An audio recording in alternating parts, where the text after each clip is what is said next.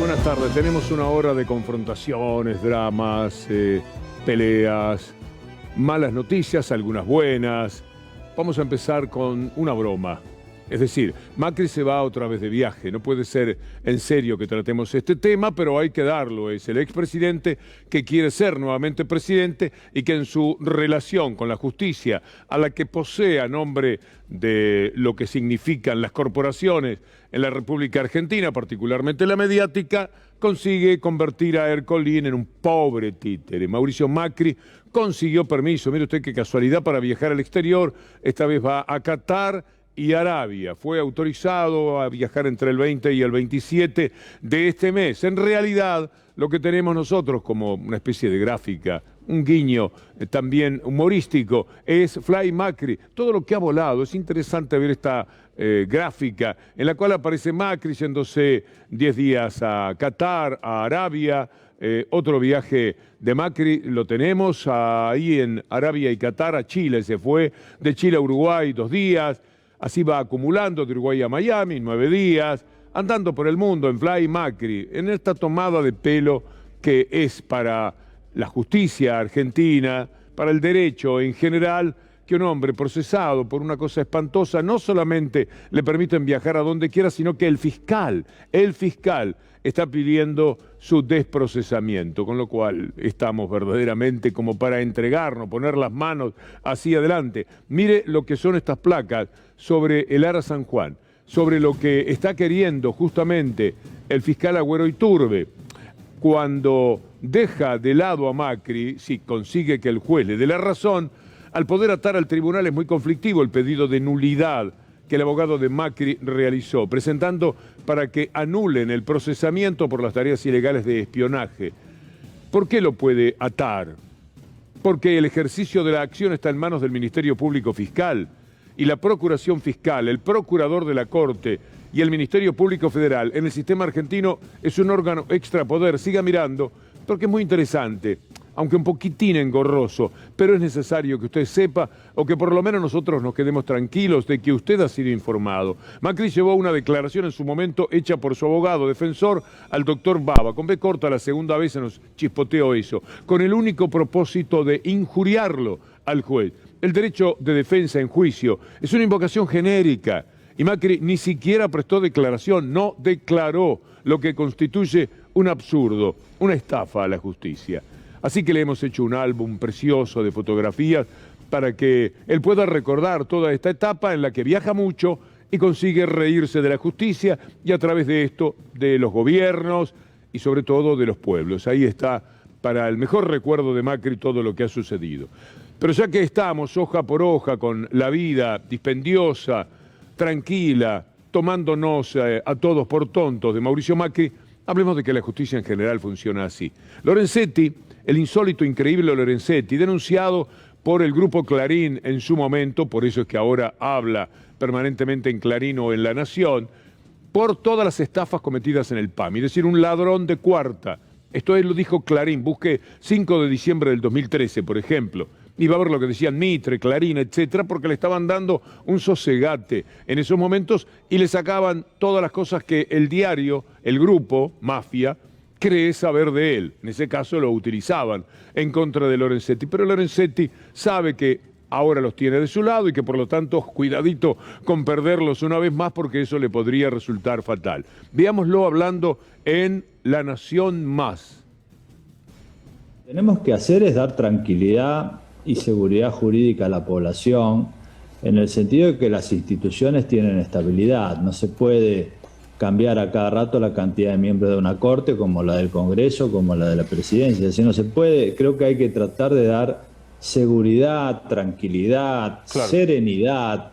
Nuestros ciudadanos, hombres y mujeres, lo que quieren y lo que necesitan urgentemente es tranquilidad, es que las instituciones lo protejan.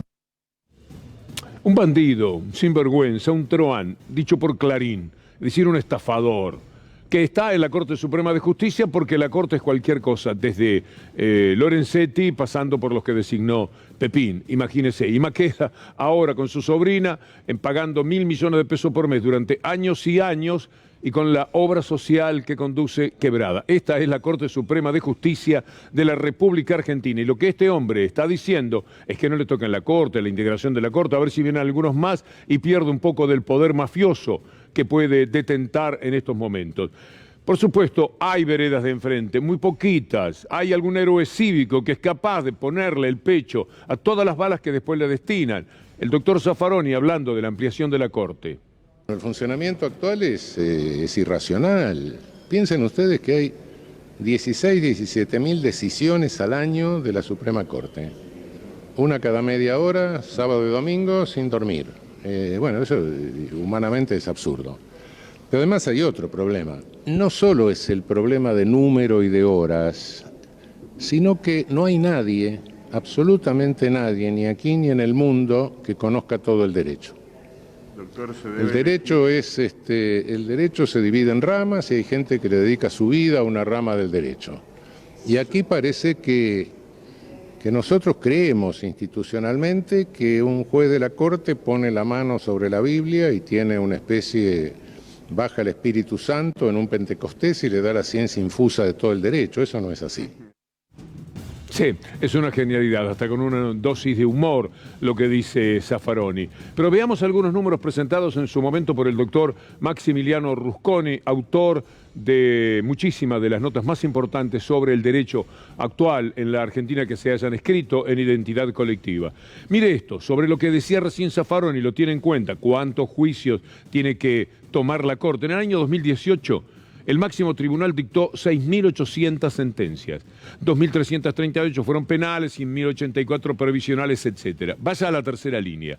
Esto hace una suma de 5.470 casos de especialidades que son desconocidas en cuanto a la formación prioritaria de cada magistrado. Por eso decía Zaffaroni, salvo que al poner la mano sobre la Biblia baje el Espíritu Santo, la gente no puede saber de todos estos temas. Entonces son unos truhanes que se hacen cargo de lo que no saben. Pero Lorenzetti fue más allá todavía. Jugó más fuerte. Le preguntaron por el ministro de Justicia y Lorenzetti, el hombre señalado por Clarín como un verdadero ladrón allá en Rafaela, donde se robaba todo lo del PAMI, siempre según Clarín Mañeto. En este caso, nosotros solamente aportamos la versión oral de lo que decían Mitre y Clarín. Ese personaje, Lorenzetti, dice del ministro Soria lo siguiente. ¿Cómo evalúa la gestión de Martín Soria como ministro de Justicia y cómo está el vínculo con él en este momento? Bueno, la verdad es que nosotros no vemos ninguna gestión acá, hasta ahora no hemos tenido. No hay ninguna propuesta concreta de gestión. De manera que la Corte está haciendo lo que hizo siempre. ¿Cómo? ¿Qué quiere decir que no hay gestión? No tenemos ninguna propuesta del Ministerio para tratar. Bueno, lo dicho, tiene razón. En este caso hay que darle la derecha a Mañeto cuando hablaba de Lorenzetti porque el hombre se dechaba solo, evidentemente. A su vez, el ministro Soria tiene algo para responderle a Lorenzetti. Leamos. Acompáñeme, doctor Lorenzetti. Le reitero lo que dije mucho antes de ser ministro de Justicia. Si por gestión entiende reuniones a escondidas en La Rosada para orquestar el lawfare en Argentina, no cuente con este funcionario. Ahora, si le interesa la gestión del ministerio, visite nuestra web y va a ver todo lo que hacemos. Ahora mire lo que 17 gobernadores, algo más de Martín Soria, mientras La Nación difundía conversaciones privadas y vaticinaba llamados a indagatoria, Macri se reunía con Morales Solá y Lorenzetti en la Casa Rosada, sede oficial de la Mesa Judicial M, utilización de la justicia y los medios para dañar al adversario político. Eso es el lawfare, por si hacía falta alguna aclaración. Vean lo que dicen ahora los gobernadores escandalizados por la Corte Suprema de Justicia que se tiene en la Argentina. Con participación. Gobernadores advirtieron injerencia de la Corte Suprema en el reclamo de la ciudad porque están Clarín y Rodríguez Larreta queriendo que el dinero que Macri le dio a Rodríguez Larreta, y bien arrepentido que está ahora, siga en poder de Rodríguez Larreta para que siga teniendo buena cantidad de plata para la campaña presidente. Por eso Macri se quiere balear en un rincón cuando piensa el desajuste institucional que cometió cuando ofreció a Larreta un dinero que era de la provincia de Buenos Aires y que la provincia quiere recuperar por decisión del gobierno nacional. Axel Kicillof, uno de esos gobernadores, dice lo siguiente. A pocos días de asumir Macri, resuelve multiplicarle por más de 3 la coparticipación a la ciudad de Buenos Aires, de manera absolutamente injustificada. Lo hace simplemente porque es su distrito de origen, para hacerle un favor a Larreta, para sostener al distrito que es el más rico y el que tiene más recaudación. Los gobernadores protestan porque esos son recursos que hay que distribuir entre todas las provincias en todo caso, ¿no? Y hacerlo en base a algún parámetro objetivo. Lo que hicimos las provincias es presentarnos como... Bueno, ¿y para qué quiere dinero más todavía la ciudad más rica del país? Es una ofensa tan alta, tan grande a la pobreza de muchas provincias, de muchos sectores de la Argentina, la opulencia dentro de la que se mueve la ciudad de Buenos Aires, que verdaderamente escandaliza. ¿Para qué quieren la plata, además de la campaña? Y no se sabe, escuelas no han hecho, ¿verdad? Refacciones de escuelas, ahora cuando venga el invierno ya va a haber paredes que se caen, paredes que se vienen abajo, lugares que no tienen forma de calentar un poco la vida de los chicos en las mañanas frías de la ciudad de Buenos Aires. Entonces se depende de que tengamos un invierno benigno. Pero además mire esto, Tiempo Argentino, nuestros colegas denuncian que la ciudad viola un fallo judicial y se niega a restablecer los micros escolares a estudiantes con discapacidad, que vayan como puedan. Las muletas no están mal. Las sillas de ruedas vienen cada vez mejores. ¿Qué sé yo lo que dice esta pobre gente, esta gente sin espíritu, sin humanidad, de la ciudad de Buenos Aires? ¿Quiere ver algo más en lo que no gastan dinero? Denuncian que el gobierno de la ciudad dará de baja el equipo de rehabilitación de un centro de salud comunitaria. Entonces, ¿para qué quieren la plata? Bueno, las protestas, de todas maneras, usted no las ve nunca. En esta columna solemos informar cuando nos dan los tiempos, porque hay muchos temas nacionales, internacionales, que también nos importan. Pero de Rodríguez Larreta se conoce poco, porque los medios de comunicación están prácticamente todos entongados con él. Que la pauta, que la presión, que el miedo, mira si llega a ser presidenta, quién le va a dar un peso, tené cuidado. Todas esas cosas que se dicen en los medios de comunicación. Entonces Rodríguez Larreta hace lo que se le antoja. Y hay que verlo en Alemania, lo que pasa en la ciudad de Buenos Aires, por ejemplo. Mire esta marcha que muestra Sebastián Lacunza, tomada en un tuit, dice, informe del principal canal de televisión alemana, ARD, sobre cómo la especulación inmobiliaria se carga a una ciudad. Hacen referencia a Benidorm, a Singapur, y hay un espacio estelar para Buenos Aires. En la televisión argentina no se consigue, dice con sentido del humor Sebastián Lacunza. Y estas son las imágenes del informe de la televisión alemana. Allá sí se consigue ver lo que pasa en Buenos Aires. Acá no tanto. Bueno, esta es una presentación de la gente de la televisión de Alemania sobre alguien que busca viviendas o algo por el estilo. Y después van a venir las marchas que se realizan justamente como consecuencia de las protestas que genera una ciudad que es para pocos. Ahí está la presentación, muy larga, muy televisiva, por cierto, de nuestros colegas de Alemania, porque acá es muy difícil que se pueda ver. Y vamos a ir directamente a lo que dicen, se ve que se chispoteó, pusimos la primera parte, la segunda, son las marchas que se hacen en la ciudad de Buenos Aires y que poco frecuentemente usted puede ver. A lo mejor después las conseguimos. Gerardo Zamora, gobernador de Santiago del Estero, dice una gran verdad, muy federalista, eso sí. Necesitamos financiamiento. ¿Para qué? Para hacer una ruta. ¿Para qué? Para que transite la producción y mejore la capacidad productiva. ¿Y cuánta sobre ese camino que ustedes tienen y que quieren hacer una ruta, cuántos vehículos transitan y camiones? Y pocos. ¿Cuánta producción transita? Y poco. Y no es ecuación económica viable. Queremos hacer un tendido eléctrico. ¿Para qué? Para que tengan los lugares donde se produce materia prima, industria. ¿Y cuántas industrias tienen? Y ninguna. Y bueno, ¿para qué quieren luz? Las obras había que hacerlas en Córdoba, Santa Fe, Buenos Aires, Capital Federal, porque la ecuación económica no es viable. ¿Cómo miércoles voy a tener producción si no tengo caminos? ¿A dónde miércoles voy a enchufar una cadena de producción?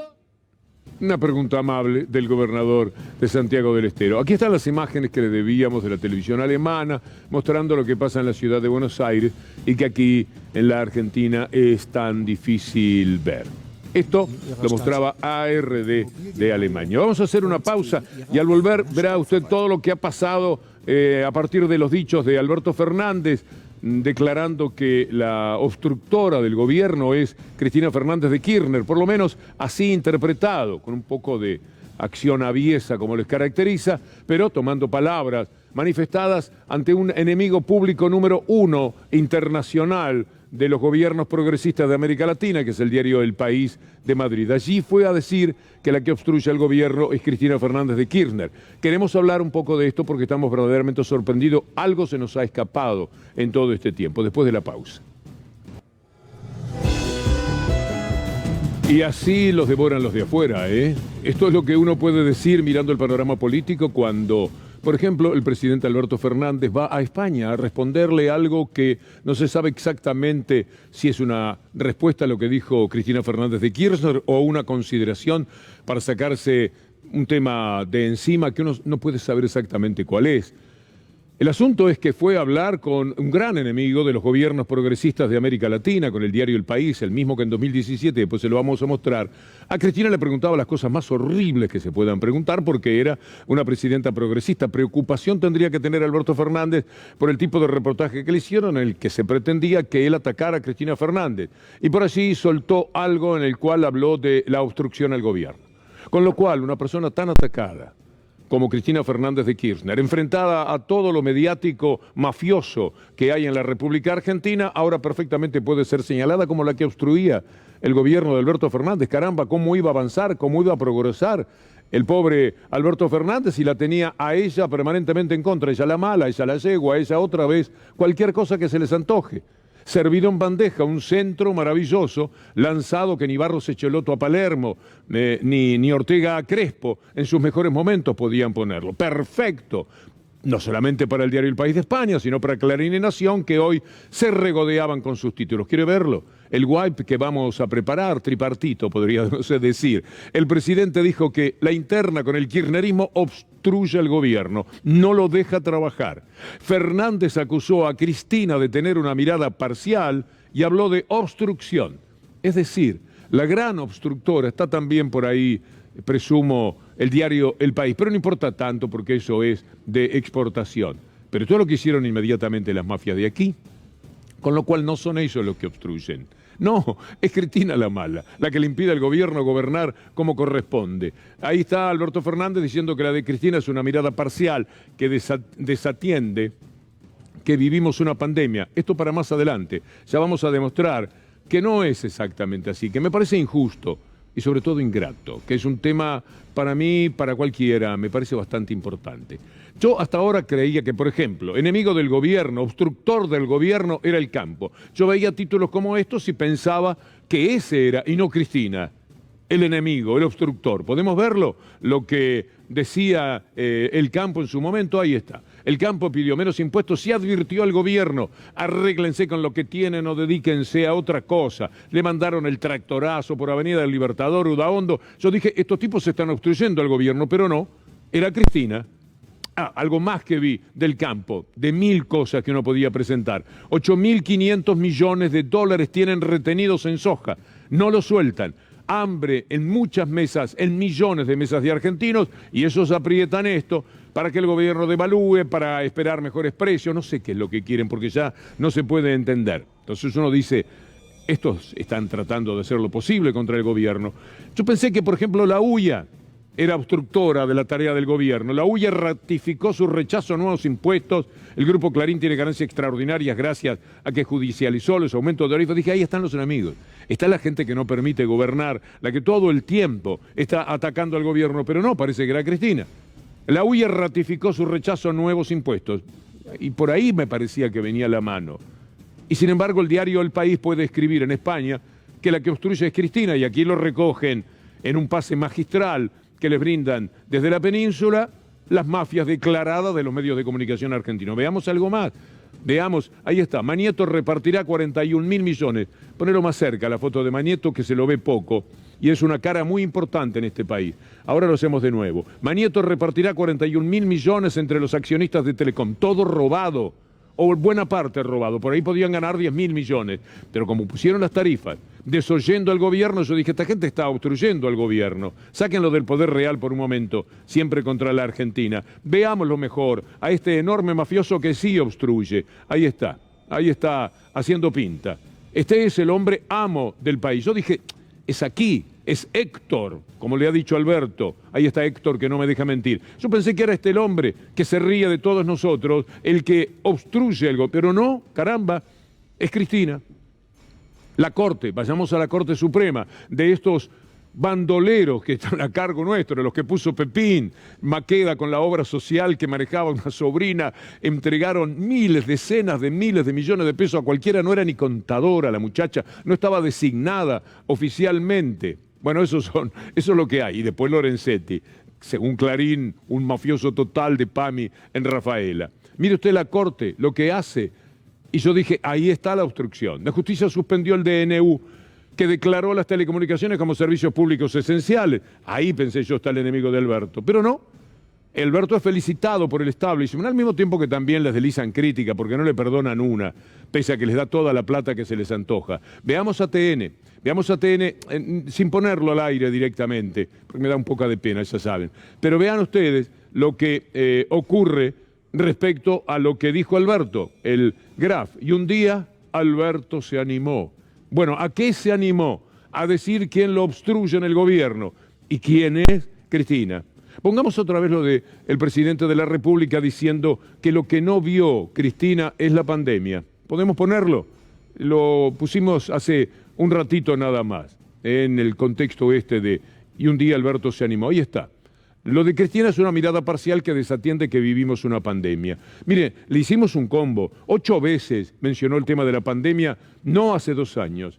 El viernes pasado en el famoso discurso. Las consecuencias de la pandemia. Las consecuencias de la pandemia. Si algo demostró la pandemia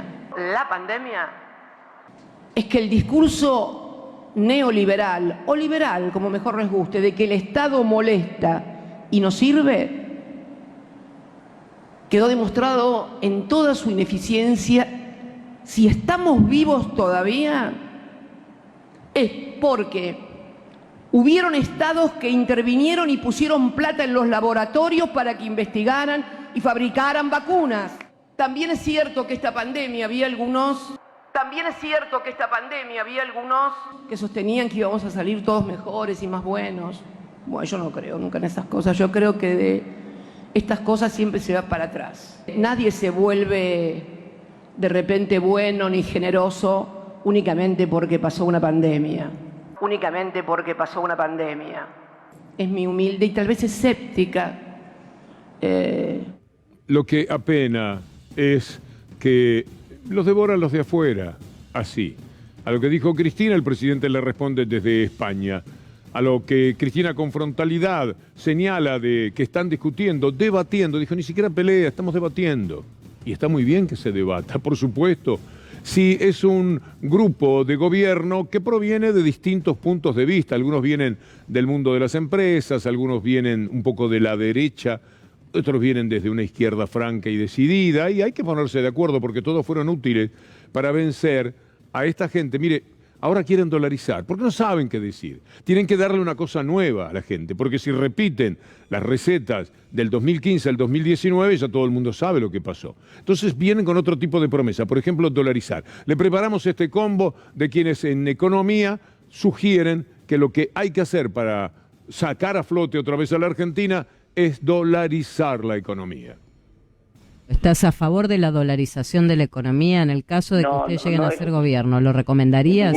De ninguna manera, porque tengo una propuesta mejor, que es la que acabo de comentar hace 3 minutos, en este mismo programa, que es simplemente hacer lo que hace Chile, lo que hace Colombia, lo que hace Perú.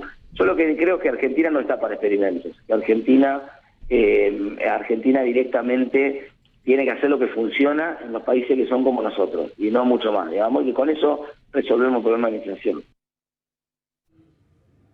La dolarización es un proceso irreversible que genera en una sociedad que necesita avanzar sobre su productividad y su competitividad un camino, un sendero. Así como nosotros hicimos un acuerdo con la Unión Europea y logramos generar un sendero para llegar a esa productividad, lo mismo tenemos que hacer. Entonces, entonces no me descartarías en tu cabeza, o sea, no lo ves como una cosa yo loca. arranco con un bimonetarismo. De todas maneras hay que decir que lo de Tetaz no era en línea con lo que dicen el CUNY, Cobos y Bullrich y tantos otros, porque son unos cuantos los que están hablando de dolarizar.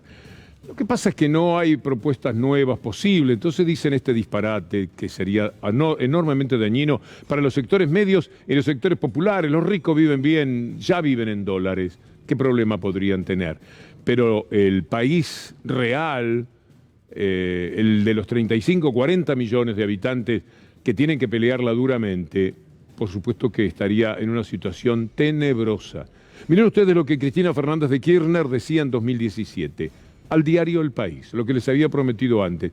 Es valioso observar cómo entendía lo que estaba pasando en la Argentina, cómo decía que esto era el mal que se vivía en el país y cómo pensó en enfrentarlo justamente con esta coalición que ahora a veces parece que va a saltar por los aires.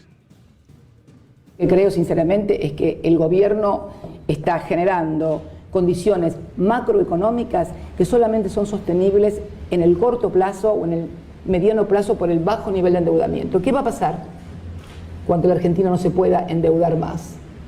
¿Qué va a pasar con la industria nacional si estamos desmantelando, tenemos a las pymes francamente casi en estado de extinción? ¿Qué va a pasar con el aumento de la desocupación? Entonces me parece que esto es donde tenemos que centrar la discusión y el debate. ¿Puede un país no tener industria nacional? ¿Puede un país vivir únicamente pivoteando sobre un sector de los servicios como es la energía y la especulación financiera? Esto ya se probó. Esto que está pasando y viviendo la Argentina ya lo vivimos en la década de la plata dulce durante la dictadura, que no estoy diciendo que esto sea la dictadura, estoy hablando del modelo económico, y durante los 90. En los 90 con una diferencia. Se vivió durante un tiempo con lo que las privatizaciones en la Argentina habían dejado cuando se vendió parte del patrimonio nacional. Así que me parece que macroeconómicamente esto, Carlos, es insustentable. Lo que es insustentable es la diferencia que hay entre Cristina y el resto. Ahí está una estadista. Tú puedes estar de acuerdo o no, pero tiene por favor saber por qué está en desacuerdo si eso fuere así. Pero fíjese la coherencia monolítica de las ideas. 2017, ¿qué pasó hasta ahora? Bueno, exactamente lo que estaba mencionando. ¿Tiene derecho a luchar por el mismo tipo de ideas? Uno dice que sí. ¿Por eso se convierte en obstructora del gobierno o en favorecedora del gobierno? Una buena medida que ha tomado el gobierno es adelantar el salario mínimo en el tiempo. Bueno, me parece que esto es ayudar a pensar al gobierno y efectivamente el gobierno da un paso interesantísimo que no va a cambiar totalmente la imagen del país, pero que va a ayudar a que lo veamos distinto. En cambio, los que sí obstruyen son estos, pero a estos los invitan, los que vienen, a estos los invitan a sentarse a la mesa, le van a dar discursos, van a buscar aprobación. Por favor, no, estos son los enemigos. El cronista, que de estas cosas sabe muy bien lo que dice, más del 80% de los, en realidad es el 82%, avisa que ajustarán más los precios para el año que viene. Es decir, a la inflación que ellos calculan del 64% para este año, por favor que no, pero esos la entienden que llegará a esa suma, aseguran que por eso además van a tener que aumentar, ya lo saben, el 82%. ¿No son ellos los enemigos? ¿Esto no es obstruir al gobierno? A mí me parece que aquí es que tenemos que sacar la espada y que reluzca para enfrentar a tales enemigos, que son enemigos no solamente del gobierno, son enemigos del pueblo. El pueblo tiene sus discrepancias, sus divergencias, sus dirigentes que de vez en cuando dicen, no, a mí me parece que no es así. Está bien, en todos los órdenes de la vida. Estamos haciendo el programa de televisión y a cada rato decimos, no, eso no me gusta eso. Pero mirá que todo el tiempo, y por eso nos vamos a pelear, nos vamos a enfrentar, no, de ninguna manera. Vamos a tratar de buscar un camino en quienes tienen más razón y más experiencia de repente. Algo deben ayudar las personas que tienen cierta sabiduría reconocida. Mire lo que hicieron en Italia. Acá aparece en La Nación, Clarín, todo el tiempo diciendo qué barbaridad, la renta extraordinaria. Le dicen cualquier cosa al gobierno, lo obstruyen. No viene del lado que mencionó Alberto Fernández esa obstrucción. Miren lo que hicieron en Italia, punto, se terminó la historia. Lea conmigo porque vale la pena, tome nota. Sin resistencias, Italia gravó la renta inesperada de las empresas energéticas, que son las que más ganan. El primer ministro italiano Mario Draghi impulsó este paquete de medidas económicas para asistir a empresas y familias afectadas por las crisis y que financiará en parte gravando la renta inesperada de las empresas de energía. Usted lo vio ayer, seguramente a Biden diciendo algo por el estilo. Pero mientras tanto acá le están hablando, lo muestran a Cavallo, lo muestran a Melconian, parece que Melconian es el Cavallo de Macri. Vamos a ver primero el destacado que marca esto. ¿Quién es el Cavallo de Macri? Y los dilemas económicos de Juntos por el Cambio, allí menciona algunos. Vamos a recordar, ya que el candidato es Melconian, qué es lo que sabe Melconian en el mundo de la economía. Cuando vos haces el blindaje y no tenés problema, eso te ayuda. Por eso el blindaje es bueno. A mí me parece aceptable la idea del blindaje. Muy bien, diste en la tecla. Cuando vos haces el blindaje y no tenés problema, eso te ayuda. Por eso el blindaje es bueno. Melconian, ¿cómo la ve usted? Creo que Argentina tiene la posibilidad, con un programa económico consistente en manos de Cavallo, como para ponerse en marcha. Mira, la Argentina tiene blindada la moneda, porque la convertibilidad funciona bien. Tiene más o menos bien blindado a los bancos, porque fíjate que por más que se escriba de salida y que yo, en el medio de esta crisis, los depósitos están muy bien. El sistema bancario que está muy sólido y que si Argentina sale de esto, el modelo bancario argentino se va a exportar. El sistema bancario que está muy sólido, el modelo bancario argentino se va a exportar. ¡Qué chanta! ¡Qué fantástico!, ¿no? Él no dice, como señalábamos ayer, según nuestro punto de vista, usted tendrá el suyo, ojalá que sea complementario. Él no dice lo que decía porque realmente pensaba que iba a pasar.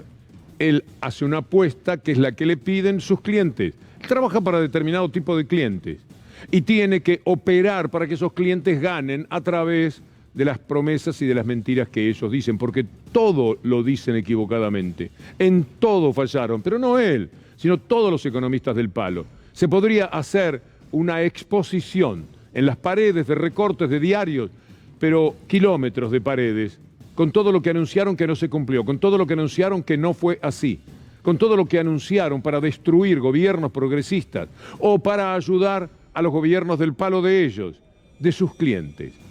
Mire, la realidad es que el Estado siempre es una salvación y ellos no lo quieren para nada. Mire lo que el Estado está haciendo con los salarios públicos, que son los únicos, lamentablemente, que van bien con la inflación, que le ganan a la inflación o que le pelean más o menos. Solo los salarios del sector público le ganaron a la inflación en lo que va del año. Los salarios en el conjunto de la economía aumentaron en marzo el 7,4%, pero estuvieron impulsados por los salarios pagados en el sector público, que se dispararon 12%. En el ámbito privado, 5,4%. Y entre los informales, 5,6%, nada más. Hagamos un repaso de lo que está pasando en el mundo, porque siempre la aldea global es instructora para que podamos entender la economía. Vamos a dar una vuelta por Brasil. Vea esto. O país teve o maior índice de inflação para o mês de abril desde 1996, 1,06%. Com isso, o acumulado do Índice Nacional de Preços ao Consumidor Amplo em 12 meses é de 12,13%, a mais alta inflação para o período desde 2003. Segundo os pesquisadores do IBGE, a alta do IPCA foi puxada pelos aumentos dos combustíveis, alimentos e bebidas. Y mientras tanto el mundo necesita y está pensando seriamente en algo que hemos mencionado más de una vez, dicho por lo menos en la primera lectura que tuve al respecto, fue del doctor Fernández Pastor, el salario universal. Salario universal ahora es un proyecto que ojalá se cumpla. No puede ser que alguien tenga que vivir con nada. Vivir con nada es imposible y sin embargo hay gente que vive con nada, no se sabe cómo. Entonces el salario universal puede ser una maravillosa solución o principio de solución por lo menos de los graves problemas económicos de las grandes mayorías. Es un proyecto que busca obviamente atender la situación de emergencia social que hay en la Argentina, pero sobre todo resolver un problema estructural.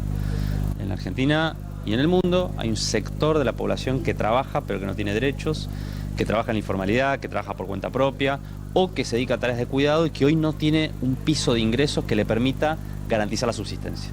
El salario universal es una forma de utilizar el sistema de seguridad social que la Argentina tiene, que hoy garantiza un piso de ingresos para los adultos mayores y para los niños y niñas a través de las jubilaciones y de la asignación universal por hijo, para la población adulta que tiene entre 18 y 60 o 65 años.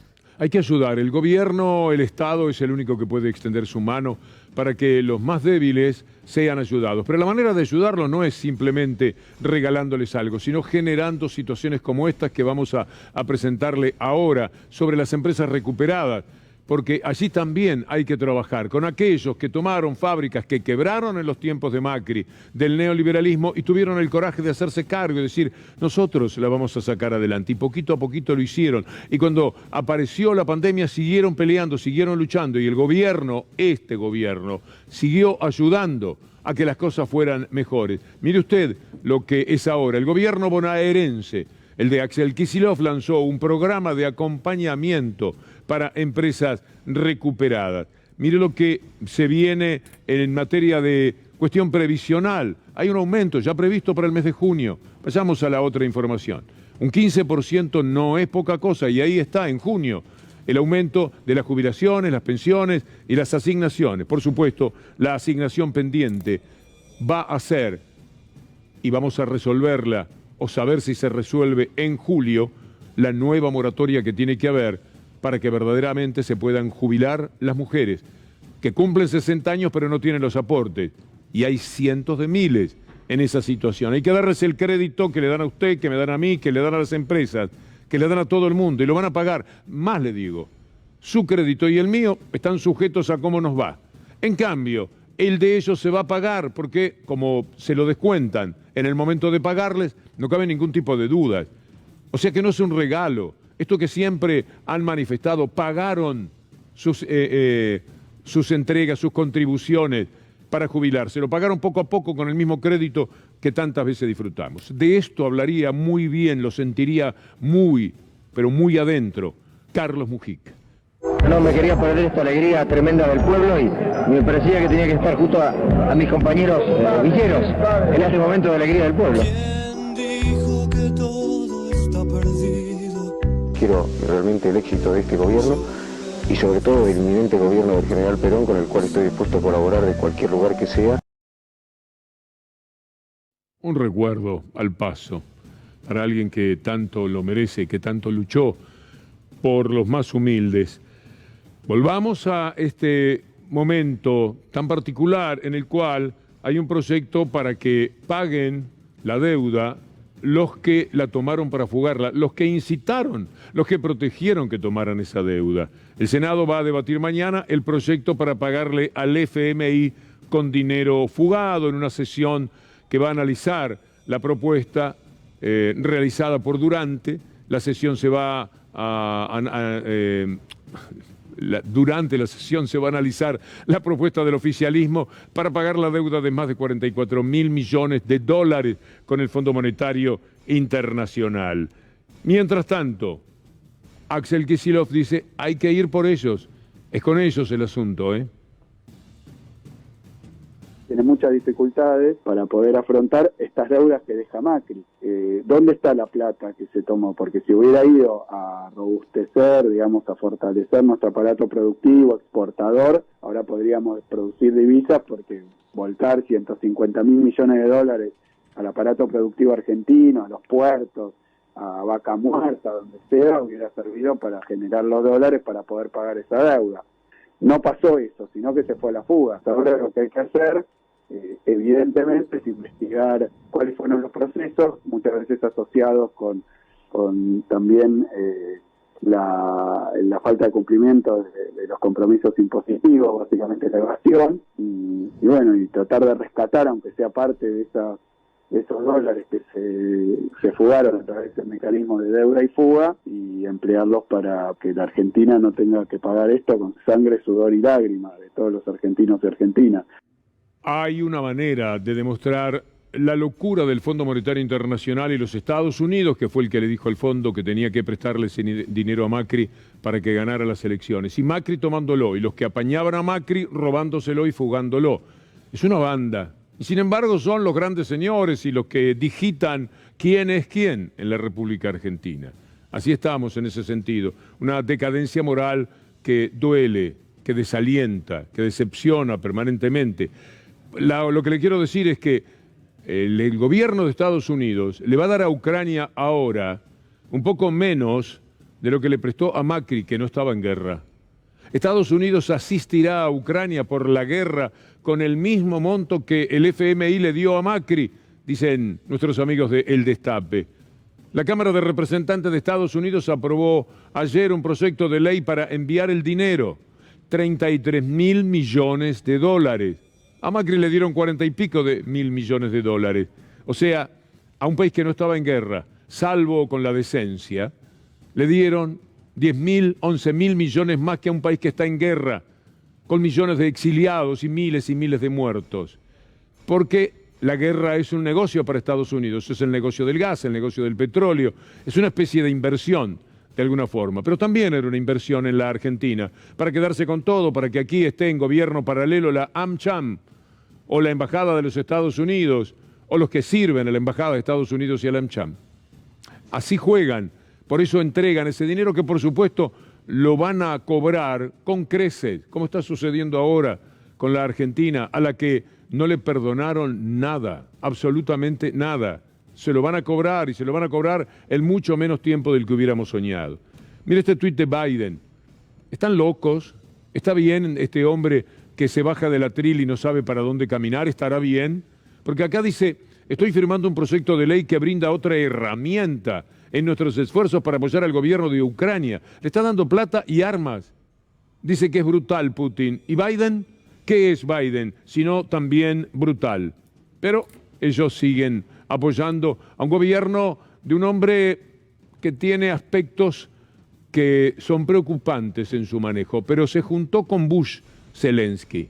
Ahí con Bush se tomaron una foto. Piense usted, Zelensky, que quiere denunciar un ataque, una guerra como la que Rusia lleva a cabo, y lo hace con este hombre que mató entre 700.000 y 1.400.000 iraquíes, porque sí, por el petróleo, mintiendo que había armas. Y ahí está Zelensky creyendo que está con un superhombre que debería estar preso el resto de su vida. Pero como el sur no juzga al norte, no hay ninguna posibilidad. Los delincuentes del Ecuador para abajo pueden ser señalados, acosados y perseguidos. Los delincuentes para el norte no. Es así el mundo, se ha organizado de esta manera. Zelensky y Bush en la foto. Ahora vea a Bush diciendo que Zelensky le parece que es Churchill. Tuve el honor de estar unos minutos le alcanzó, hablando con el presidente Zelensky, el Winston Churchill de nuestro tiempo. La incomodidad de Churchill en el ataúd debe haber sido tremenda. Por favor, un habano para sacarme esta locura de encima. Bush dice que se parece a Churchill y Zelensky dice que Bush es un fenómeno, es un padre de la humanidad. ¿Lo quiere ver? Ahí está. Con esta gente tenemos que lidiar todos los días. Estos son los que llevan adelante los precursores desde los Estados Unidos de la guerra. Y él es el que la quiere aprovechar. Es un gran honor conocerte. Quisiera agradecer a los Estados Unidos de América, al pueblo estadounidense. Bueno, lo demás es casi lamentable leerlo. ¿Vale la pena recordar lo de Bush en Irak? Un poco, para que sepamos de quiénes estamos hablando. Ahí va. Luego vino el 11 de septiembre. En cuestión de días, el entonces presidente de Estados Unidos, George W. Bush, dijo a sus generales que prepararan una posible guerra contra Irak. States like these and their terrorist allies constitute an axis of evil.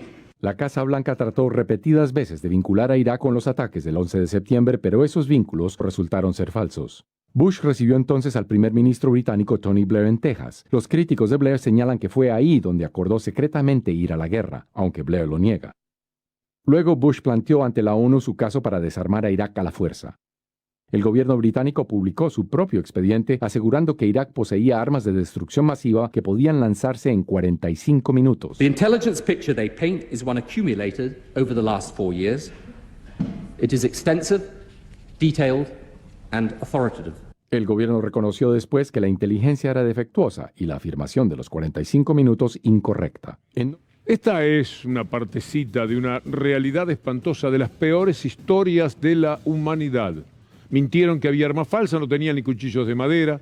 Ahorcaron al presidente, al que sí juzgaron. A Bush no, pero al presidente iraquí sí. Lo colgaron en un juicio que, por supuesto, imagínense qué tipo de garantías podía tener. Asesinaron por lo menos 1 millón de iraquíes, todos en la mayoría de los casos civiles. Y ahora hablan de la guerra y el señor Zelensky lo presenta a Bush como una especie de padre de la humanidad. Pero es una humanidad que deja tantos huecos en su decencia, en su honorabilidad, en su humanidad. Mire lo que ha pasado con esta periodista asesinada por el ejército israelí, según documentan desde los Estados Unidos las informaciones más importantes que se tienen. Shirin Akleh fue asesinada. El primer ministro israelí, estas son imágenes de los momentos vividos a propósito de la muerte de una mujer que tenía chaleco de balas y casco, le apuntaron a la cara para poderla asesinar. Esto es tremendo. En página 12 hoy destacaban lo que decía el primer ministro israelí. ¿Por qué los gobernantes inmediatamente salen a mentir? Mataron a una periodista palestina de Al Jazeera durante un operativo israelí en Cisjordania. El primer ministro de Israel salió rápidamente a declarar que la periodista probablemente murió por disparos palestinos. Pero reporteros que se encontraban junto a Abu Akleh aseguran que no había palestinos en el lugar. Qatar denunció que fue asesinada deliberadamente y a sangre fría por las fuerzas israelíes. Hay un periodista que sufrió lo mismo, pero no murió. Balazos en la espalda. Escuchémoslo por un instante.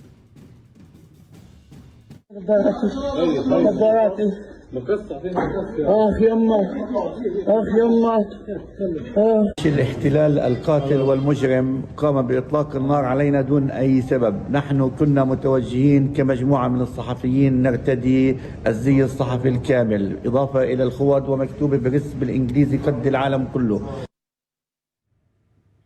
Pese a eso, pese a que tenían esa leyenda que los marcaba como periodistas, uno fue asesinado y el otro quedó herido en las circunstancias que él mismo estaba narrando. Al Jazeera, toda su gente, todos los profesionales, ese silencio duele muchísimo y tiene que ver con una periodista abatida de una manera muy injusta, que uno no puede entender todavía.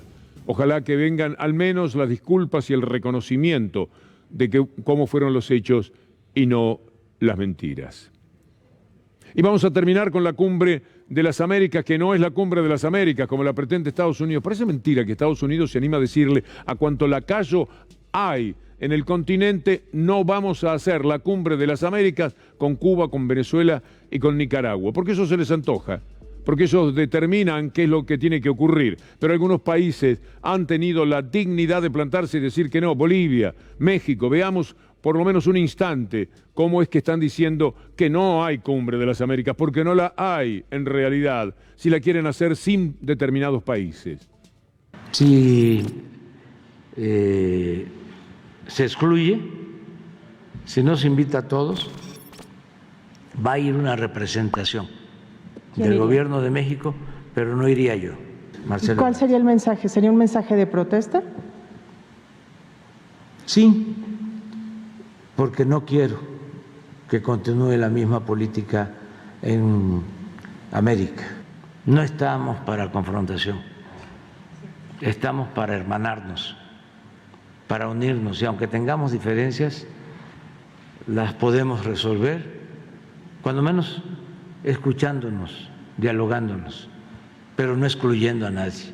Además, nadie tiene el derecho de excluir. Muy sencillo. Estados Unidos apela a aquellos países que viven de rodillas, sus gobiernos en realidad, no los países, no los ciudadanos. Bueno, una parte de los ciudadanos que vota determinado tipo de gobierno sí se pone de rodillas frente a los Estados Unidos y a ese poder que se lleva todo por delante. Es tan estúpido, finalmente. Tienen tanto poder que no se dan cuenta de lo idiotas que son. Porque una de las cosas que surge es que merecen esos epítetos. Porque cualquiera advierte que no puede ser que hablen de cumbre de las Américas sin determinados países porque tienen líneas políticas que no se corresponden con la de ella. Porque además son unos mentirosos. Porque cuando les convino sí que vinieron a Maduro. ¿Cuánto hace que vinieron a Maduro? Unas semanitas, nada más, en plena guerra. Ahí se terminó Guaidó y toda la mentira que habían dicho. Tenían una cierta necesidad y vinieron a Maduro. Vinieron al pie, en este caso. Es insólito. Miren ustedes lo que Bolivia dice también al respecto y ya está Gustavo Silvestre con todo listo para presentar minuto 1.